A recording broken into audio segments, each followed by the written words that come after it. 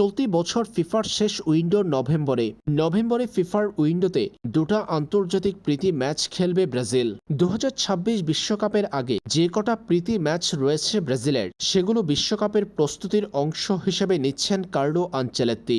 এই ম্যাচগুলোর স্কোয়াড থেকেই সর্বশেষ চূড়ান্ত এক স্কোয়াড গঠন করতে দেখা যাবে ব্রাজিলকে, যে স্কোয়াড নিয়ে 2026 বিশ্বকাপে মাঠ মাতাবে সেলেসাওরা।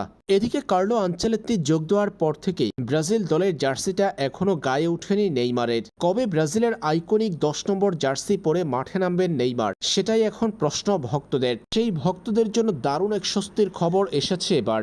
সম্প্রতি ইনজুরির কারণে সান্তোসের জার্সিতে বেশ কটি ম্যাচ মিস করেছেন নেইমার, তবে এবার চোট কাটিয়ে মাঠের ফুটবলে ফিরতে যাচ্ছেন এই ব্রাজিলিয়ান। সান্তোসের কাছ থেকে পাওয়া গেল দারুণ এক স্বস্তির খবর। নেইমার জুনিয়র নাকি সান্তোসের অনুশীলনে ফিরেছেন। দলীয় অনুশীলনে দেখা গেছে ব্রাজিলের হয়ে সর্বকালের সর্বোচ্চ এই গোলদাতাকে। সান্তোসের অনুশীলনে ফেরা মানে নভেম্বরে ফিফার উইন্ডোতে ব্রাজিলের ম্যাচের আগে নেইমারের দলে আসার জোরালো সম্ভাবনা জাগা। যেহেতু নেইমার জুনিয়র সান্তোসের অনুশীলনে ফিরেছেন ইনজুরি কাটিয়ে, তাই কার্লো আনচেলত্তি নভেম্বরের উইন্ডোতে ব্রাজিলের আগামী 2 ম্যাচের স্কোয়াডে নেইমারকে বিবেচনা করতে পারে, এমন সম্ভাবনা তৈরি হয়েছে নেইমারের মাঠে ফেরার পর।